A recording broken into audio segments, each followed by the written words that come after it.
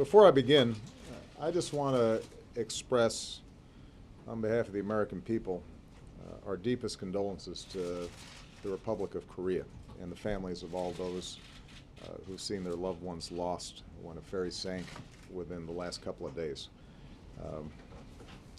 Obviously, information is still coming in. We know that many of the victims of this terrible tragedy were students, and American Navy personnel and Marines have already been on the scene helping with search and rescue. As one of our closest allies, our commitment to South Korea is unwavering in good times and in bad, and that's something I'll underscore during my visit to Seoul next week. Before I take questions, I'd also like to say a few words about how the Affordable Care Act is now covering more people at less cost than most would have predicted just a few months ago. The first open enrollment period under this law ended a little over 2 weeks ago, and as more data comes in, we now know that the number of Americans who've signed up for private insurance in the marketplaces has grown to 8 million people. 8 million people. 35% of people who enrolled through the federal marketplace are under the age of 35. All told, independent experts now estimate that millions of Americans who were uninsured have gained coverage this year, with millions more to come next year and the year after. We've also seen signs that the Affordable Care Act is bringing economic security to more Americans.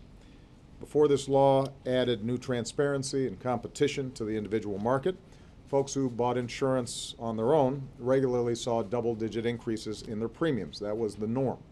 And while we suspect that premiums will keep rising, as they have for decades, we also know that since the law took effect, healthcare spending has risen more slowly than at any time in the past 50 years.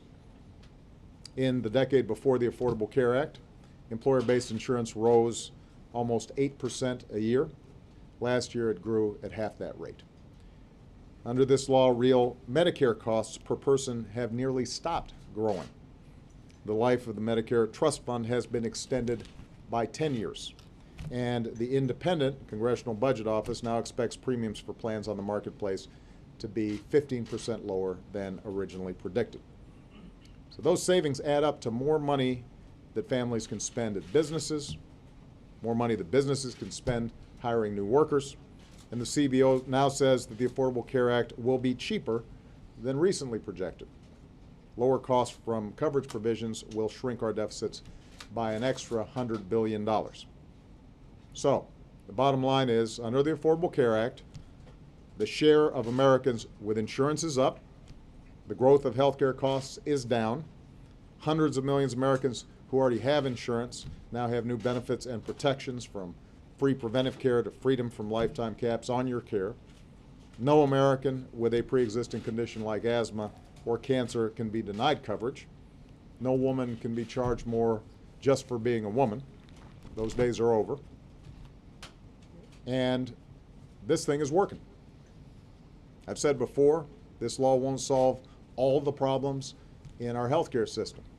We know we've got more work to do. But we now know for a fact that repealing the Affordable Care Act would increase the deficit, raise premiums for millions of Americans, and take insurance away from millions more. Which is why, as I've said before, I find it strange that the Republican position on this law is still stuck in the same place that it has always been.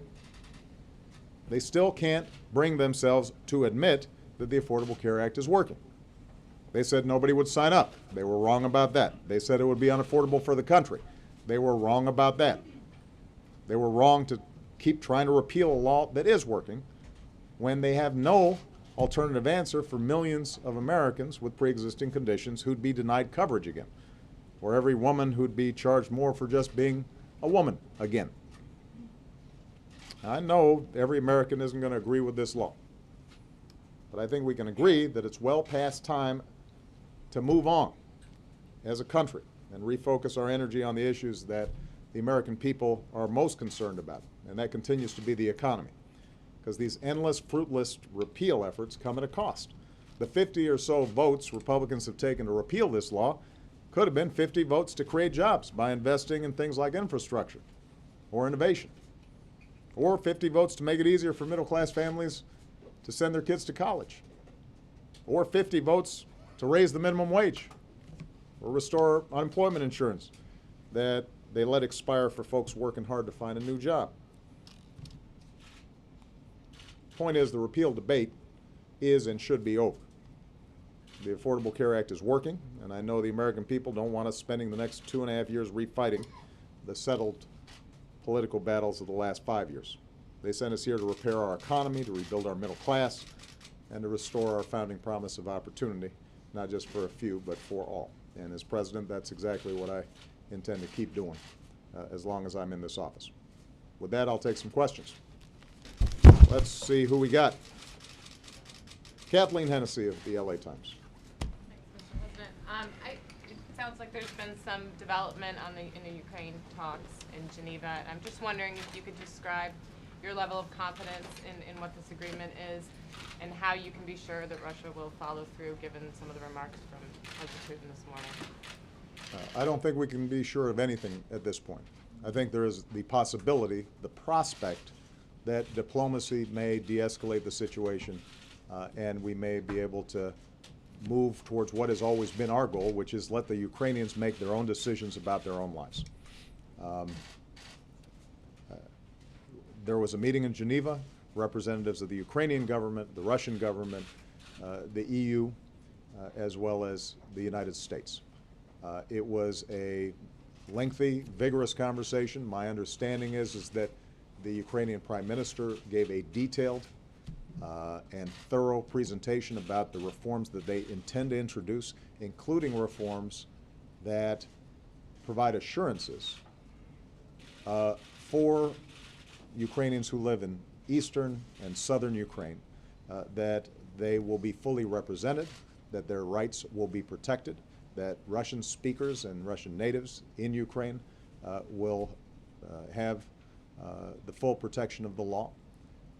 And my understanding, based on what I've heard, is that there was an acknowledgement within the meeting that the Ukrainian government in Kiev had gone out of its way to address a range of the concerns that may have existed in southern and eastern Ukraine. There was a promising public statement that indicated the need to disarm all irregular forces and militias and groups that have been occupying buildings. There was an offer of amnesty to those who would willingly lay down their arms, evacuate those buildings, so that law and order could be restored in eastern and southern Ukraine. The Russians signed on to that statement. And the question now becomes, will in fact they use the influence that they've exerted in a disruptive way to restore some order so that Ukrainians can carry out an election, move forward with the decentralization reforms that they've proposed, stabilize their economy, and start getting back on the path of growth and democracy, and that their sovereignty will be respected. We're not going to know whether, in fact, there's follow-through on these statements for several days. And so today I spoke with Chancellor Merkel. Later on in the day, I'm going to be speaking to David Cameron. We're going to be consulting with our European allies. Over the last week, we have put in place additional consequences that we can impose on the Russians if we do not see actual improvement of the situation on the ground. And we are coordinating now with our European allies. My hope is that we actually do see follow-through over the next several days. But I don't think, given past performance, that we can count on that. And we have to be prepared to potentially respond to what continue to be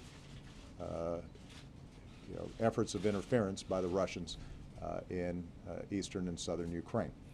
If, in fact, we do see improvements, then that will obviously be a positive. In the meantime, we're going to make sure that we continue to help the Ukrainian government, working with the IMF, the Europeans, and others, to stabilize their economy and to start reforming it. We're going to continue to work with our NATO allies to make sure that they are assured that we're going to meet our Article 5 obligations and that they are secure. And as I've said before, I think I had an interview with Major yesterday in which I mentioned this whole exercise by the Russians is not good for Russia either. There are, I think, a number of articles today indicating the degree to which an economy that was already stuck in the mud is further deteriorating because of these actions. And in my conversations with President Putin, I've emphasized the same thing, that we have no desire to see further deterioration in the Russian economy. On the other hand, we are going to continue to uphold the basic principle of sovereignty and territorial integrity for all countries, and that there is a way for Ukraine to be independent, to be sovereign, and to have positive relationships with both the West and the East, with both its European neighbors and its Russian neighbors. And that's our primary concern. Maria Peña, La Opinión. Yes, thank you, Mr. President. I've got a hot spot for you here in the U.S.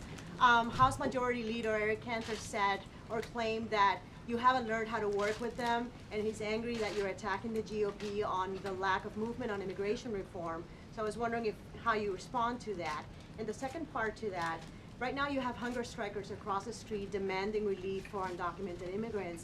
And I was wondering if you can dispel the rumors, or if there's a leak from the White House that you will make some sort of announcement in the coming weeks to expand that relief for the undocumented.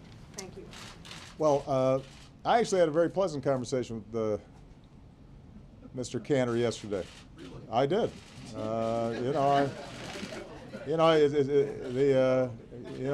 You're always kind of surprised by the mismatch between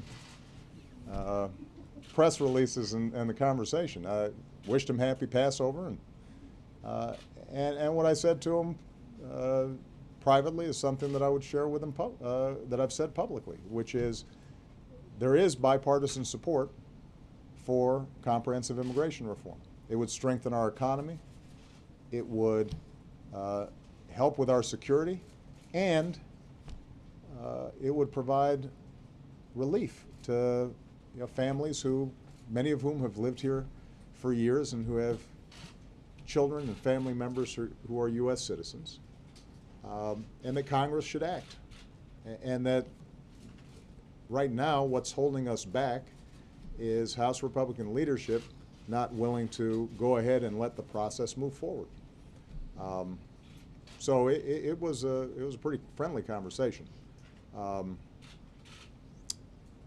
think in his press release, I gather he was referring to the observation that we had made a day earlier, that it had now been a year since the Senate had passed a strong bipartisan bill, and that although we had heard a lot of talk about the House Republicans being interested in doing something, nothing had happened yet. And suggesting that we need some urgency here. I still feel the same way. I know there are Republicans in the House, as there are Republicans in the Senate, who know this is the right thing to do. I also know it's hard politics for Republicans because there's some in their base that are very opposed to this. But what I also know is that there are families all across the country who are experiencing great hardship and pain because this is not getting resolved. I also know that there are businesses around the country that could be growing even faster, that our deficits could be coming down faster, that we would have more customers in our shops if we get this thing resolved. We know what the right thing to do is. It's a matter of political will. It's not any longer a matter of policy. And I'm going to continue to encourage them to get this done. As far as our actions, Jay Johnson, our new head of Department of Homeland Security, has been talking to everybody, law enforcement, immigrant rights groups, to do a thoroughgoing review of our approach towards enforcement. And We're doing that in consultation with Democrats and Republicans and with any interested party. I do think that the system we have right now is broken. I'm not alone in that opinion. The only way to truly fix it is through congressional action. We have already tried to take as many administrative steps as we could. We're going to review it one more time to see if there's more that we can do to make it more consistent with common sense and more consistent with, I think, the attitudes of the American people, which is we shouldn't be in the business necessarily of tearing families apart who otherwise are law-abiding. And so let me, I won't get into timing right now because Mr. Johnson's going to go ahead and do that review. Tamara Keith. Yes. So regarding the Affordable Care Act, I think you. Yeah, let's talk about that. Since you brought it up, I think everyone agrees that it has flaws. But Democrats have been sort of reluctant in Congress to reopen the conversation, and Republicans have been more than happy to reopen the conversation, but in a different way. Now that, as you say, it's here to stay, there's so many people that signed up. In this environment, is it possible to do the kind of corrections that the business community and many others would like to see, sort of small technical corrections? It is absolutely possible, but it will require a change in attitude on the part of the Republicans. I have always said from the outset that on any large piece of legislation like this, there are going to be things that need to be improved, need to be tweaked. I said that, I think, the day I signed the bill. And I don't think there's been any hesitation on our part to consider ideas that would actually improve the legislation. The challenge we have is that if you have certain members in the Republican Party whose view is making it work better is a concession to me, then it's hard in that environment to actually get it done. And I recognize that their party is going through the stages of grief, right? And anger and denial and all that stuff. And we're not at acceptance yet. But at some point, my assumption is that there will be an interest to figure out how do we make this work in the best way possible. We have 8 million people signed up through the exchanges. That doesn't include the 3 million young people who are able to stay on their parents' plan. It doesn't include the 3 million people who benefited from expansions of Medicaid. So if my math is correct, that's 14 million right there. You've got another 5 million people who signed up outside of the marketplaces but are part of the same insurance pool. So we've got a sizable part of the U.S. population now that are in the for the first time in many cases, in a position to enjoy the financial security of health insurance. And I'm meeting them as I'm on the road.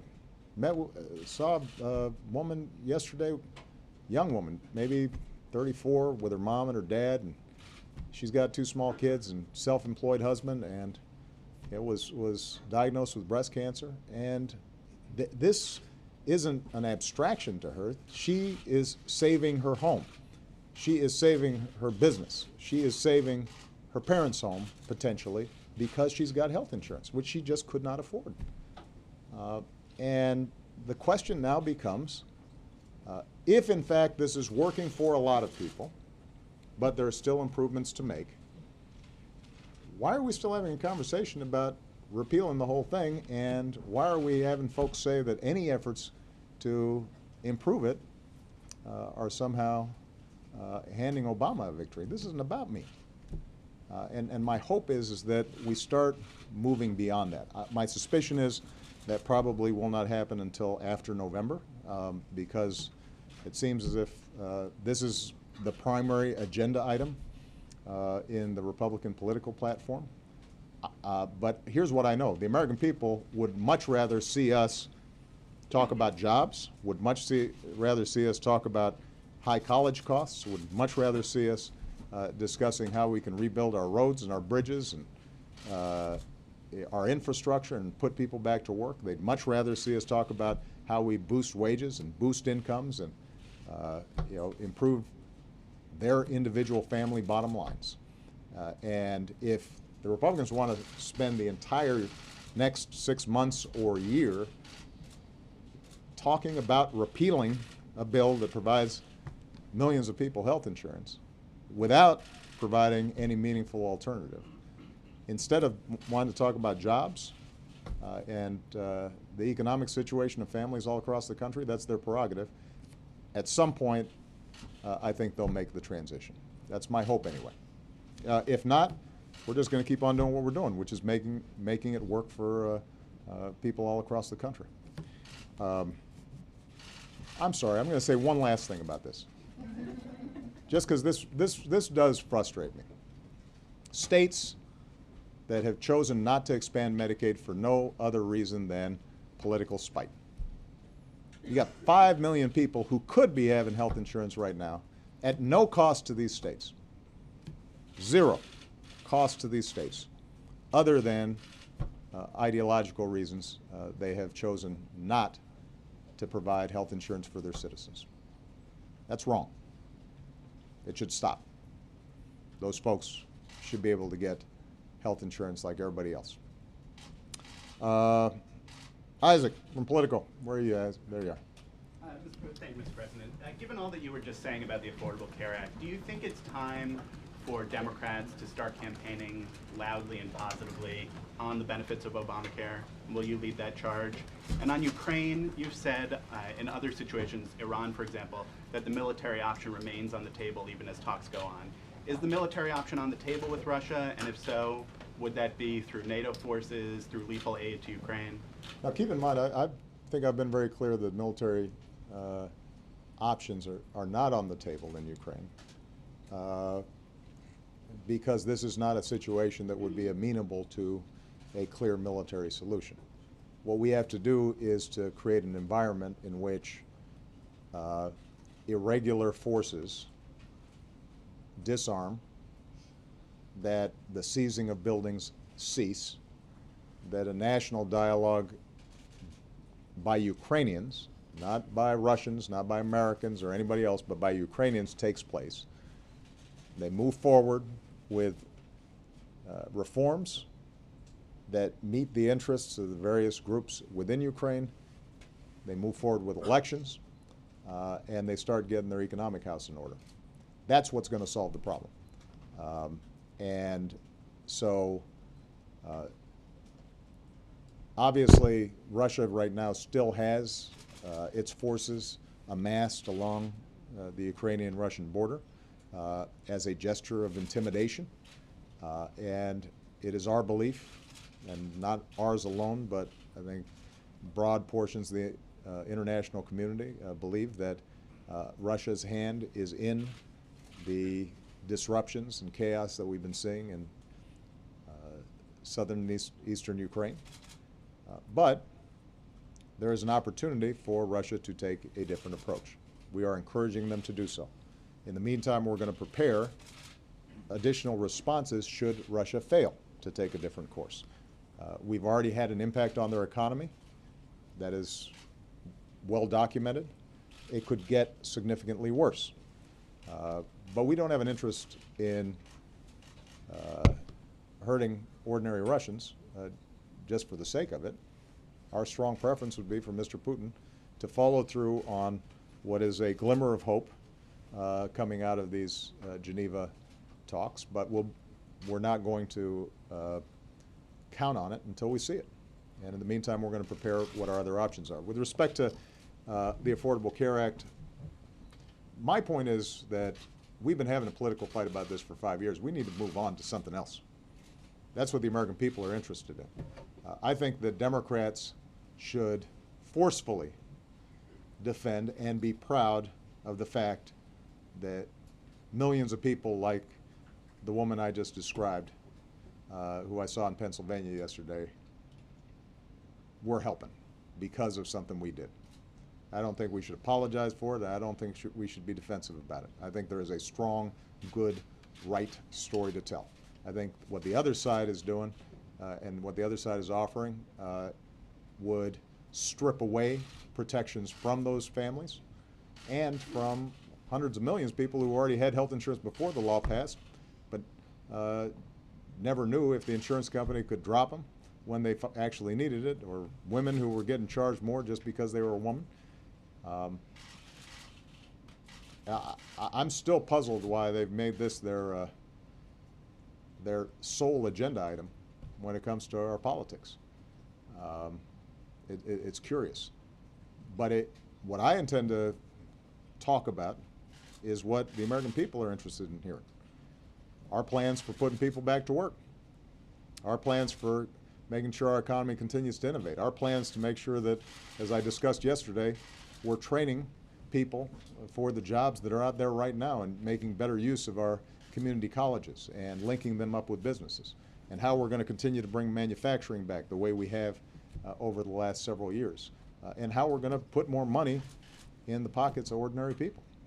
So if Republicans want to spend all their time talking about repealing a law that's working, that's their business. I think what Democrats should do is not be defensive, but we need to move on and focus on the things that are really important to the American people right now. David Jackson. Yes, sir. Thank you. One reason the Republicans talk about it is there are people who object to the law, who said they've had problems with the law, and there are a significant number of opponents of the law. I guess my question is, what makes you think a significant majority of the American people, of voters, will accept this law, or are we destined to see health care as a 50-50 red state, blue state argument for years to come? I think you're mixing up two things here, David. You said there are people who have seen problems with the law. That's not 50% of the American people. Right? There may have been folks who have been affected in ways that they weren't happy about by the law. That is a far smaller number than the millions of people who've been signed up. That doesn't mean we shouldn't be concerned about it. That's an area where, as I said to Tamara, we should be open to, are there ways that we can make it even better?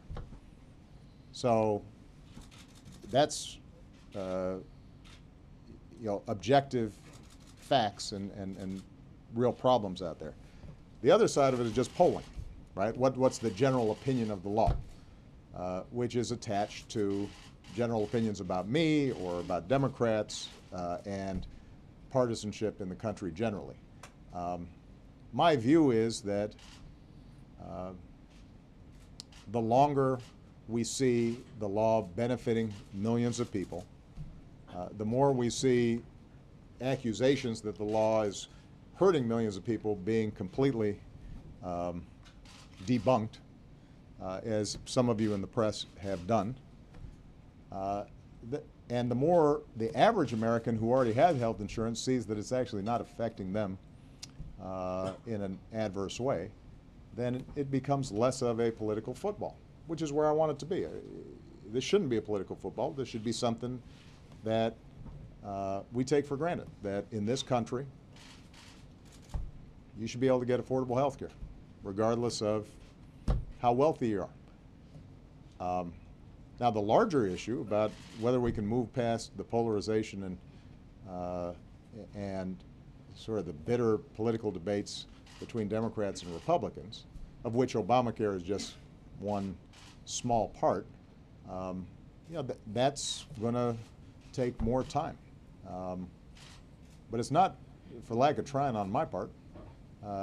And I think that I speak for all Democrats in saying we would much prefer a constructive conversation with the Republicans about how do we get some stuff done.